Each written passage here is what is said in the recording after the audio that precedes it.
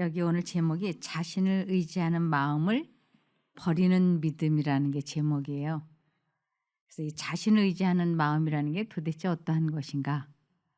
근데 그 자신을 의지한다는 건 자신의 생각을 믿는 것을 불신이라 그럽니다. 하나님을 믿지 않는 거예요. 자신의 생각을 믿는 게.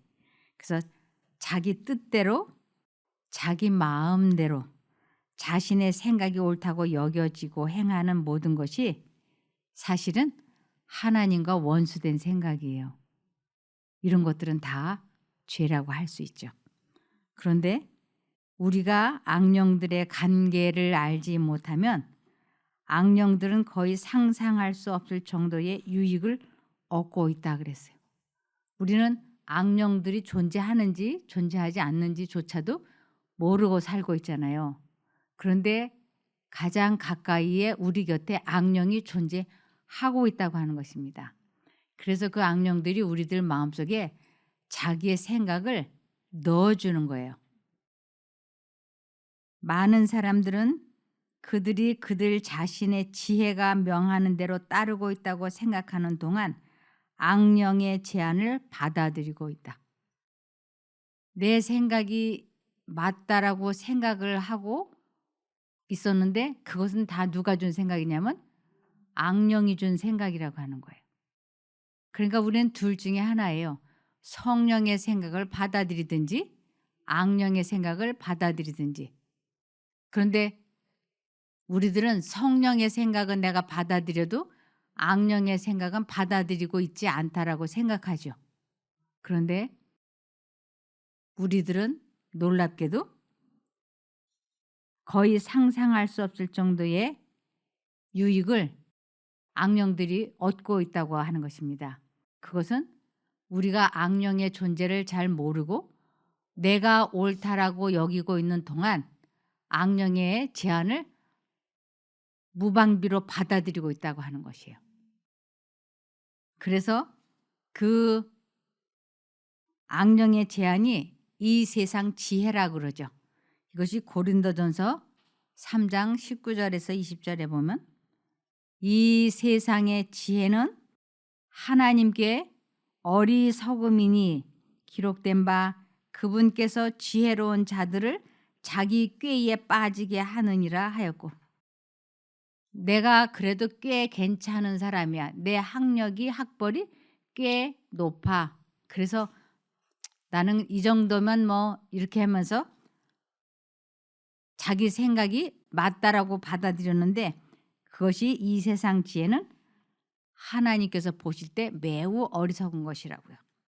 그러면서 그분께서 지혜로운 자들, 자기가 생각할 때 지혜롭다고 여기는 사람들, 이 세상 지혜를 가지고 있는 사람들을 자기 꾀에 빠지게 하시느니라 하였고, 자기 꾀에 빠진다고 하는 것은 하나님과 관계가 없이 자기 뜻대로 생각대로 하는 것을 자기 꾀에 빠졌다라고 하는 거예요. 이거는 뭐 목사나 신부나 권사나 장로나 다 마찬가지예요. 교회를 다니든 교회를 다니지 않든 하나님을 믿든 믿지 않든 하나님을 잊어버리고 있는 상태, 자기 생각이 맞다라고 생각하고 있는 동안에 그들은 자기 꾀에 빠지고 만다고 하는 것입니다. 그래서 자신의 지혜가 명하는 대로 따르고 있다고 생각하는 동안 악령의 제안을 받아들이기 때문에 그런 것입니다. 또 다시 주께서는 지혜로운 자들의 생각들을 아시며 그것들이 헛된 줄 아시느니라 하였느니라. 주께서는 지혜로운 자들의 생각, 자기 생각이 옳다라고 믿고 있는 사람들의 생각을 하나님은 다 아신다고요. 그래서 하나님께서는 사람의 마음속에 사단이 주입시키고 있는 모든 생각을 다 보시고 아시고 계시는 것이에요. 이것을 또 다른 말로는 전도서 9장 3절에 모든 사람의 결국이 일반인 그것은 그랬어요.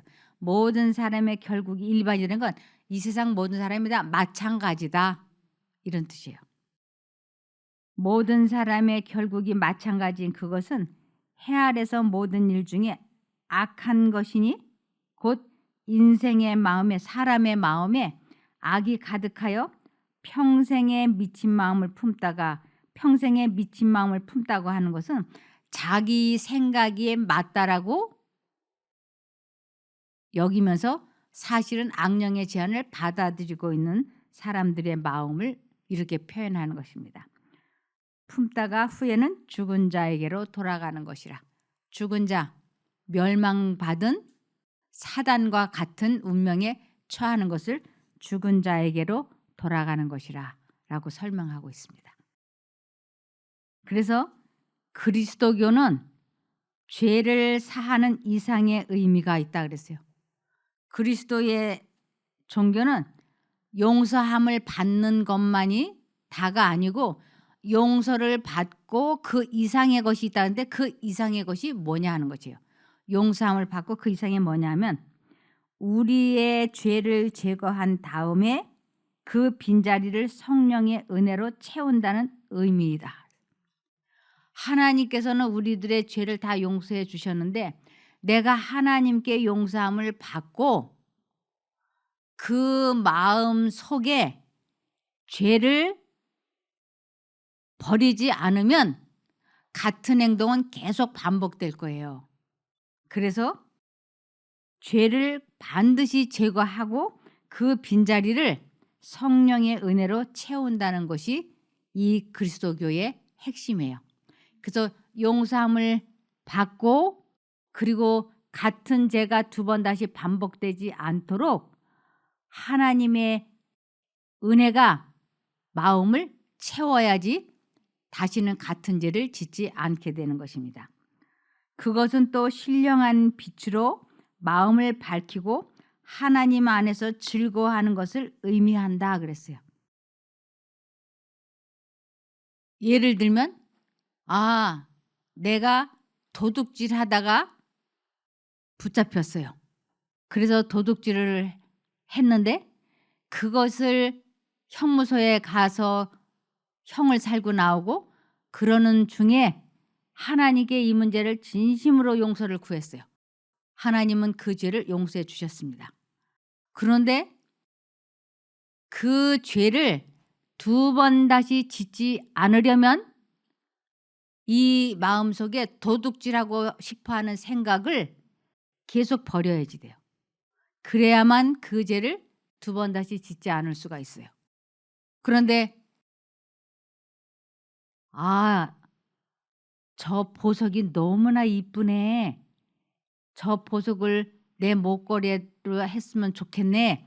이런 생각이 들어오면 요번 한 번만 저것을 훔치고 내일부터 훔치지 말자. 이 두 생각이 너무 강력하게 들어오는 것이에요. 방금 도둑질을 해가지고 형무소에서 출소를 했는데 바로 다른 사람의 목걸이가 눈에 보이면서 훔치고 싶은 욕망이 들어오는 거예요.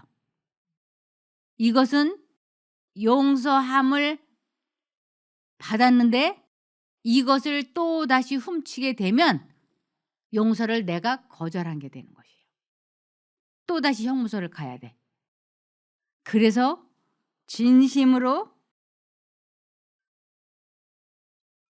그 용서함을 받은 사람은 이렇게 하라고 되어 있습니다. 잠언 28장 13절에 자기의 죄를 숨기는 자는 형통하지 못하나 이 죄를 숨기다라고 하는 것은 하나님께 진실되게 고백하지 않는 것을 자기의 죄를 숨겼다 그래요. 근데 하나님 제가 도둑질에다 이렇게 걸렸는데 이제 정말 잘못했습니다 하고 이 죄를 하나님 앞에 진실되게 고백하는 거예요. 그래서 자기의 죄를 숨기는 자는 형통하지 못하나 죄를 자복하고 버리는 자는 불쌍히 여김을 받으리라. 반드시 이 죄의 습성을 이제는 버려야지 되는 것이에요. 그럴 때 용서함을 온전히 받아들였다라고 할 수 있어요. 그래서 이번 한 번만 저 사람의 목걸이를 내가 훔치고 다음부터는 훔치지 말아야지. 아니야. 이제 그만 훔쳐야지. 아니 요번 한 번만 훔치고 내일부터 훔치지 마. 아니 안 돼. 이제 그만 도둑질해야 돼. 이 두 생각이 왔다 갔다 왔다 갔다 할 때 마음을 비운다라고 하는 것,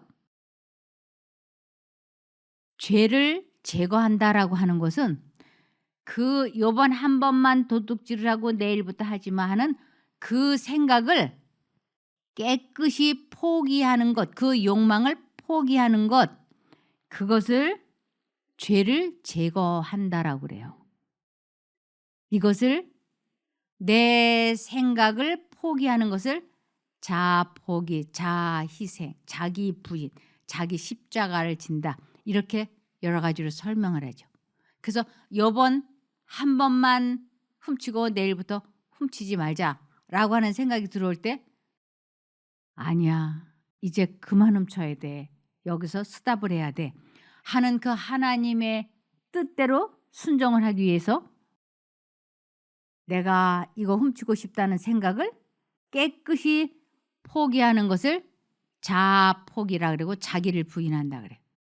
그 뜻을 정하고 하나님을 부르면 우리를 그 악한 욕망을 넣어주고 있는 사단에게 하나님께서 너 봤지? 이 사람이 내가 훔치고 싶다는 생각을 계속 주입시키고 있는데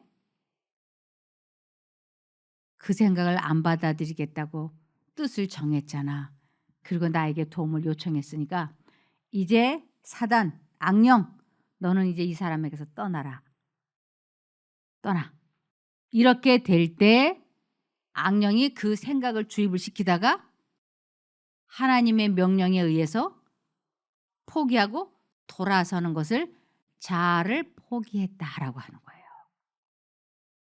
그래서 내가 나 자신과의 싸움에서 이기려고 아무리 노력을 해도 하나님을 내가 선택하지 않고서는 절대로 이길 수가 없는 거예요. 왜냐하면 하나님께서 물러나라 하고 악령을 물리쳐 주시지 않으면 악령은 집요하게 계속 생각을 주입을 시킬 거니까 우리가 이길 수가 없어요. 그래서 하나님을 부른다라고 하는 것은 하나님을 선택하는 것이고 믿는 것이고 나 자신의 생각을 포기한다는 기도인 거예요. 이것을 계속해서 또 읽어보면 그리스도교는 죄를 사하는 이상의 의미가 있다.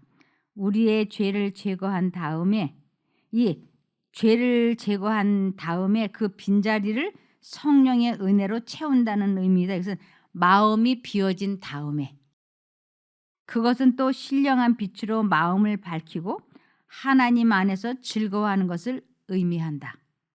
그것은 빈 마음에 그리스도께서 임재하심으로 축복을 누리게 되는 것을 의미한다.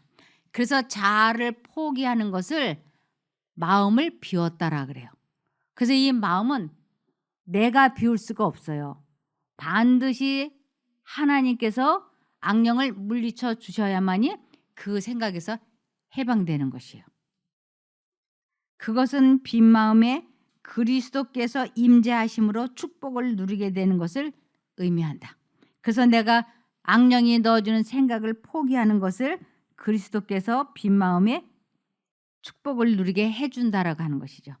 그리스도께서 우리의 심령을 다스릴 때에 그것은 순결하게 되고 죄에서 해방된다 그랬어요. 그래서 이 죄에서 해방되어지는 이 체험을 한다고 하는 것은 대단히 중요한 거예요. 이 죄에서 해방되어지는 이 체험을 지속적으로 날마다 계속 하게 될 때 우리의 본성이 바뀌고 기질이 바뀌는 것입니다. 이것을 어쩌다 한 번 하거나 간헐적으로 가끔 하거나 이러면 소용이 없어요. 이거는 매일 날마다 매 순간 해야지 돼요. 그러기 위해서는 내 마음에 그 악한 욕망이 자리 잡지 못하도록 계속 내 마음과 정신을 하늘로 고정시켜야지 돼요. 그래서 이것을 하나님의 생각을 마음에 이렇게 받아들이는 것을 하나님을 영접했다라고 그래요. 요한복음 1장 12절에서 13절에 그러나 누구든지 그분을 영접하는 자들, 그분을 영접하다.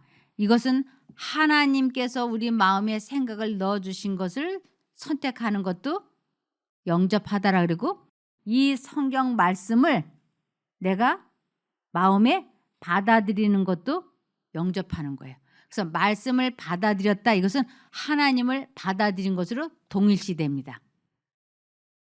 그럴 때 그러나 누구든지 그분을 영접하는 자들, 곧 그분의 이름을 믿는 자들에게는 하나님의 자녀가 되는 권세를 주셨으니. 그 하나님의 생각을 선택하고 죄된 생각을 포기할 때 하나님의 자녀가 되는 권세가 주어진다고요. 이 하나님의 자녀가 누리는 권세가 뭔가? 죄를 이기는 것을 의미해요. 예수님만이 죄를 이길 수 있어요.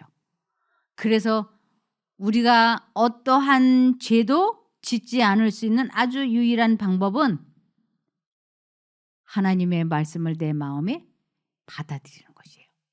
이것을 받아들이는 것을 하나님을 믿는다라고 그래요. 영접한다. 그리고 하나님의 말씀을 내 마음에 심었다라고 하죠. 그래서 그 하나님의 말씀을 선택하는 것을 말씀을 심었다. 주님이 거하신다. 내재하신다. 영접했다. 이렇게 여러 가지로 설명하고 있습니다.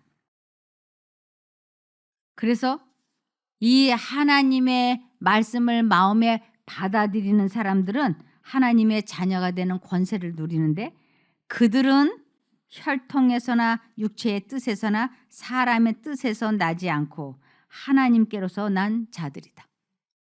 하나님의 말씀을 그 마음에 받아들이는 것을 하나님의 자녀가 되는 거듭난 사람이라고 얘기하는 것이에요. 그래서 영세 전부터 광명하고 거룩한 스랍 천사로부터 사람에 이르기까지 모든 피조물을 창조주께서 내재하시는 성전이 되도록 하시는 것이 하나님의 목적이었다. 이 사람들을 창조하시기 그 전부터 하나님께서는 천사와 온 우주 거민들이 마음에 성령을 모시는 하나님의 성전이 되도록 계획을 세우시고 창조하셨던 것이에요. 그래서 저 천사들과 우주 거민은 다 그렇게 살고 있어요. 그런데 유독 이 지구성 하나만큼은 아담과 하와가 하나님을 거부하고 사단을 선택했기 때문에 그때부터 사람들의 마음속에는 죽음의 씨앗, 사단의 생각이 들어와서 자리를 잡게 된 것이에요. 죄로 말미암아 인류는 하나님의 성전이 되기를 그쳤다 그러죠. 누구의 성전이 되기 시작했냐면 우리가 하나님을 선택하지 않으면 사단의 거처가 되는 것이에요. 그래서 우리 마음속에 성령이 거하지 않고 주님을 까맣게 잊어버리고 있으면 사단의 성전, 사단의 거처가 되기 때문에 그것을 우리 마음에 악이 가득하여 미친 마음을 품었다. 이렇게 설명하죠. 사람의 마음은 죄악으로 어두워지고 더러워져서 신령하신 하나님의 영광을 더 이상 드러내지 못하였다. 이제 우리들은 두 가지의 생각이 마음속에 들어올 때 내가 하나님의 성전이 되어야 되겠다라고 뜻을 정하고, 그리고 사단이 주는 생각을 포기하겠다고 결심을 하고 하나님을 부르기 시작을 하면, 하나님께서 내가 뜻을 정하고 하나님을 부르면 이 뜻을 얼마만큼이나 빨리 정확하게 정했느냐에 따라서 기도의 응답이 속히 올 수도 있고 늦게 올 수도 있고 안 올 수도 있고 그래요. 즉 도둑질하면 안 되는데 도둑질하면 안 되는데 하고 분명히 하나님의 음성이 양심 가운데 들려와요. 근데 요번 한 번만 저 목걸이를 훔쳐서 내가 좀 걸고 다음부터 훔치지 말자. 이 생각이 집요하게 들어올 때 마음은 죄악을 이렇게 품고 있어.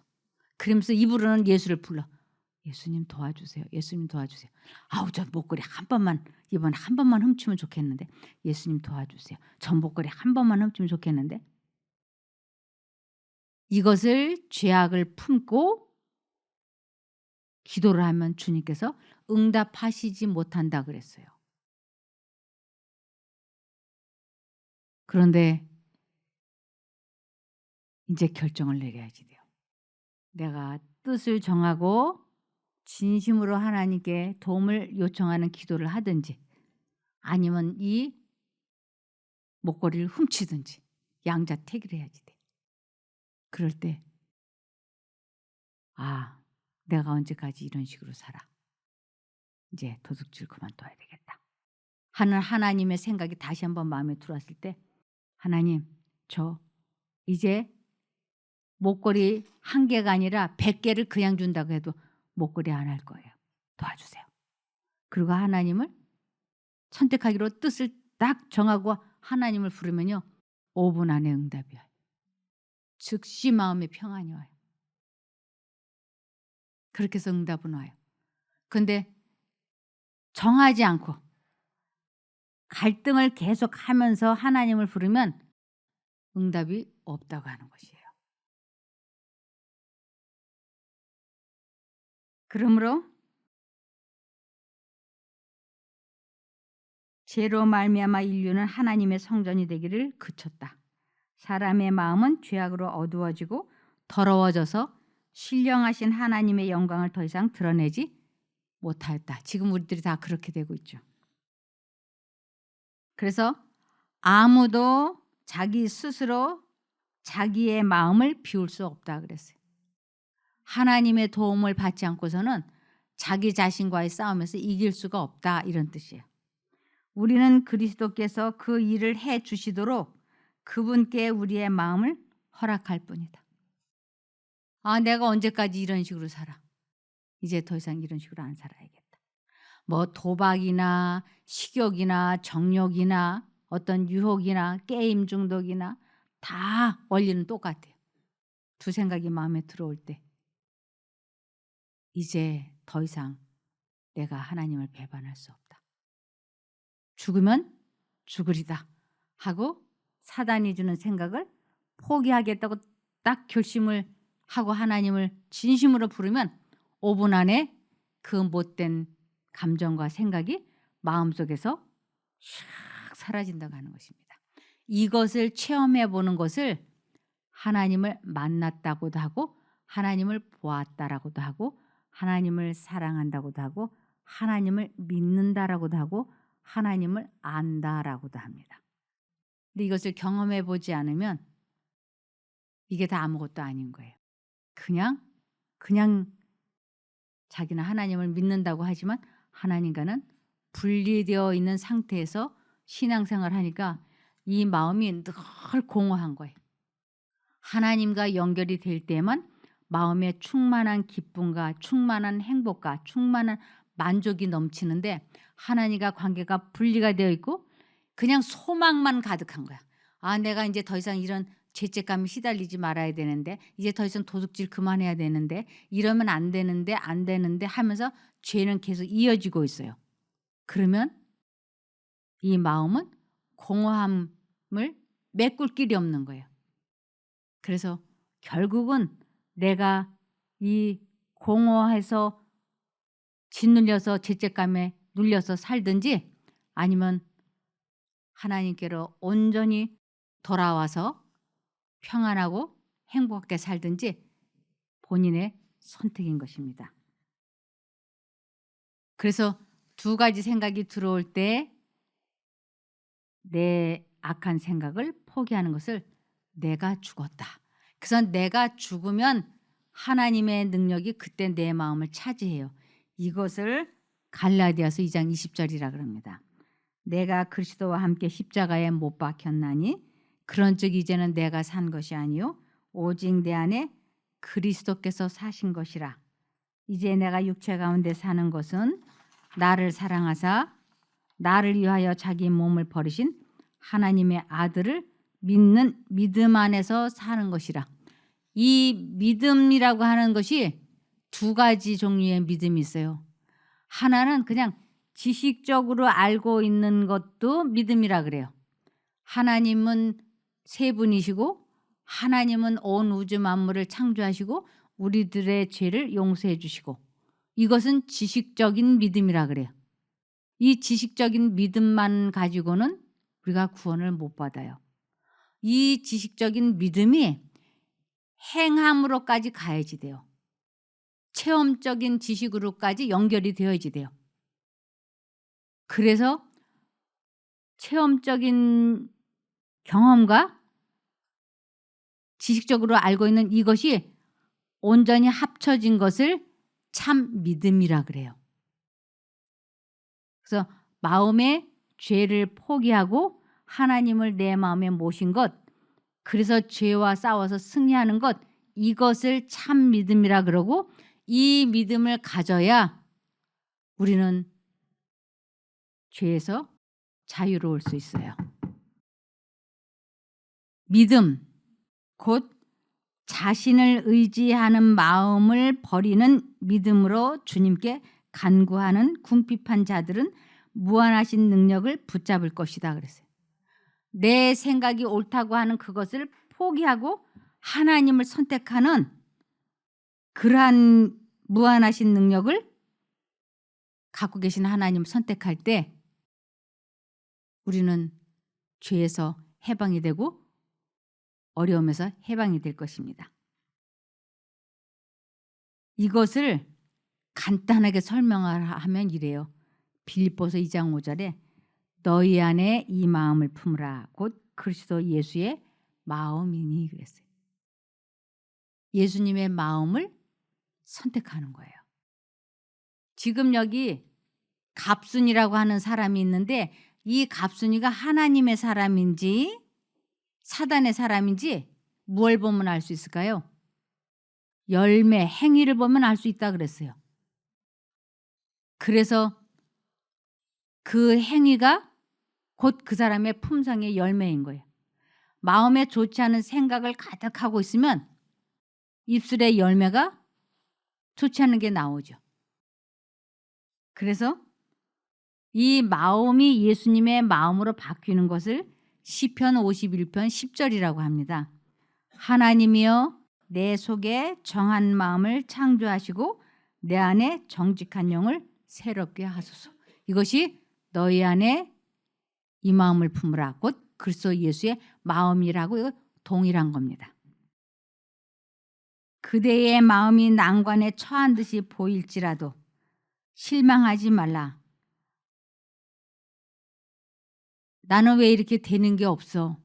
왜 이 모양이야? 라고 난관에 처한 듯이 보일지라도 실망하지 말라. 모든 장애물이 닥쳐오고 내적인 원수가 생길지라도 그것들은 오로지 그리스도의 필요를 더해줄 뿐이다. 우리들에게 여러 가지 난관이 여러 가지 어려움이 느껴지는 것은 더욱더 예수님을 필요로 하는 일이 될 거라고요. 그리스도께서는 굳은 마음을 제하여 버리시고, 이 굳은 마음이라고 하는 건 사단의 생각이에요. 미친 마음. 그것을 제하여 버리시고 새로운 마음을 주시기 위해 오셨다. 새로운 마음, 예수님의 마음, 정한 마음을 주시기 위하여 예수님은 하늘에서 이 세상에 오신 것입니다. 그대의 독특한 결점들을 극복하기 위하여 그분께 특별한 은혜를 간구하라. 내가 사람들에게는 말하기 곤란하지만 나는 독특한 결점이 있다. 그러면 이 문제를 위하여 하나님께 계속 기도하라고. 그래서 그 독특한 결점이 나타나려고 할 그때 진심으로 그 결점을 고치기를 원해서 그 생각을 포기하고 하나님을 선택을 할 때 하나님께서 그때 도와주신다고 하는 것입니다. 이 독특한 결점을 극복하지 않으면 결국은 그것이 우리를 정복하고 말아요. 우리가 아무리 큰 나무라도 전기톱을 한번 쫙 자르면 그 나무가 잘려나가잖아요. 그런데 이제 됐다라고 믿는데 그 다음 해에 보면 거기에서 움이 돋아요. 이 움을 또다시 쳐내지 않으면 그 움이 돋아나서 원 둔거지보다 더 크게 자라는 거예요. 그래서 우리들에게 아주 작은 악습이 남아있으면 그것을 고치지 않으면 결국은 그것이 우리를 정복해버린다고 하는 것입니다. 그래서 이 구루터기, 이것을 뿌리라고도 그래요. 이 구루터기가 남아있게 되면 계속 움이 돋아서 우리를 멸망으로 끌고 가기 때문에 그렇게 되지 않게 하기 위하여 우리는 독특한 결점들을 극복하기 위하여 그분께 특별한 은혜를 간구해야 된다고 하는 것입니다. 그래서 그 하나님께로 이제 돌아간다고 하는 것이 이사야 55장 7절에서 9절에 악인은 그 길을 불의한 자는 그 생각을 버리고 불의하다 이것은 사단과 분리되어 있는 사람을 의미하는 것이에요. 그래서 사단과 분리되어 있는 사람들은 머릿속에 잡념이 많아 그 생각을 버리고 여호와를 선택하는 것이에요. 그 생각을 버리고 여호와께로 돌아오라. 그리하면 그가 긍휼히 여기시리라. 긍휼히 여긴다는 것은 용서하시고 구해주시는 것을 의미합니다. 우리 하나님께로 나오라. 그가 널리 용서하시리라. 여호와의 말씀에 내 생각은 너희 생각과 다르며 내 길은 너희 길과 달라서 하늘이 땅보다 높음같이 내 길은 너희 길보다 높으며 내 생각은 너희 생각보다 높으니라. 아주 말씀을 잘 전하고 찬양을 잘하고 기도를 아주 잘하고 그러면서 겉으로 볼 때 별 문제가 없는 것 같아도 그 사람이 자아 포기하는 것을 하지 않는다면 결국은 하나님과는 분리되는 것입니다. 그래서 시편 40편 1절에서 3절에 보면 내가 여호와를 기다리고 기다렸더니 귀를 기울이사 나의 부르짖음을 들으셨다. 내가 여호와를 기다리고 기다렸더니 이것은 자아 포기를 해야 되는데 이 자아 포기가 잘 되지 않는 거예요. 그래서 이 독특한 결점을 고치기 위하여 하나님께 오래 기도하는 것이 이것을 내가 여호와를 기다리고 기다렸더니 하나님께서는 언제 이 사람이 완전히 자아 포기를 하고 진심으로 하나님의 도움을 구하는가 그것을 귀를 기울이사 나의 부르짖음을 들으셨다. 이 부르짖음이 뭔가 자아 포기를 하고 뜻을 딱 정하고 드려지는 그 순간을 하나님은 기다리시는 거예요. 내가 이제 다시는 도둑질을 안 할 거야. 이제 저 목걸이 훔치지 않을 거야. 라고 뜻이 딱 정해지기까지는 하나님께서는 못 도와주시는 것이에요.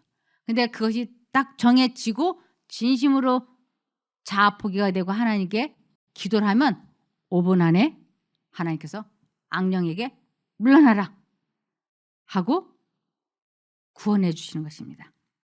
그래서 내가 여호와를 기다리고 기다렸더니 오랫동안 독특한 결점을 고치기 위하여 은혜를 간구하였더니 귀를 기울이사 나의 자아 포기하는 기도를 들으셨도다.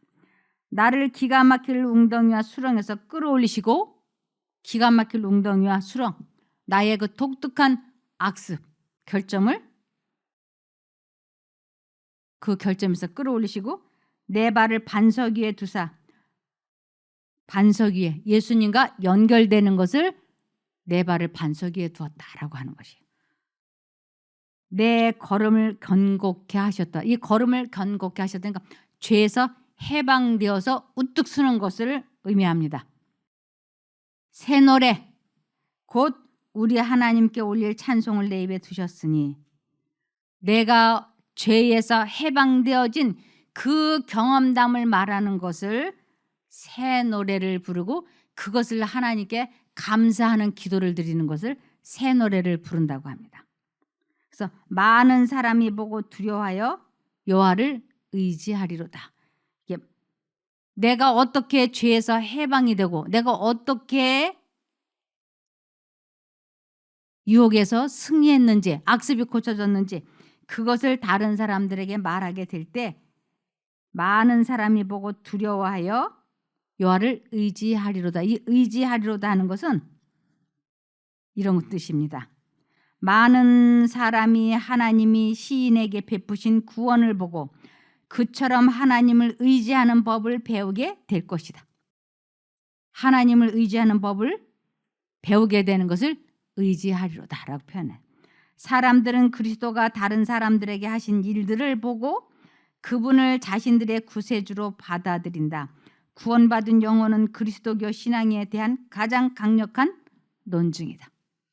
그래서 내가 하나님을 믿는다고 1년, 5년, 10년, 50년, 평생 걸렸다면 지금 내가 하나님을 믿어서 내가 어떠한 독특한 결점이 고쳐진 것이 있는가 하고 마음에 체크해 보세요. 나는 어떤 결점이 고쳐졌지? 아주 구루터기가 뿌리가 싹 뽑힌 것이 있는가? 아니면 되는 듯 하다가 넘어지고 되는 듯 하다가 넘어지면서 계속 이어지는 생활을 하고 있는가? 그래서 내가 만일 구루터기가 남아있어 가지고 계속 돋는 생활을 하고 있다면 이제 우리는 뜻을 정해야지 돼요. 왜냐하면 우리 모두는 다 비상사태이기 때문에 이 비상사태에 시간을 허비해버리면 안 되기 때문에 우리는 나 자신을 돌아보고 뜻을 정하여 죄와 관계를 끊는 새로운 생애가 되어야 합니다. 그렇게 되기를 바라며 말씀을 마치겠습니다. 기도할까요? 하늘에 계신 저희들의 아버지 하나님, 저희가 이제 더 이상 머뭇머뭇할 시간이 없음을 압니다.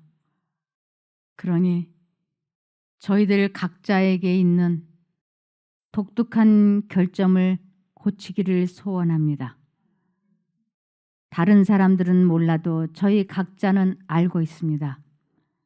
하나님의 그 특별한 은혜가 필요하오니 도와주시옵소서. 더 이상 저희가 시간을 허비하지 않고 죄된 문제들을 주님 앞에 자복하고 그 죄를 버려서 이 땅에서 구원도 이루고 영생도 얻는 저희들이 되게 도와주시기를 예수님 이름으로 기도합니다. 아멘. 감사합니다.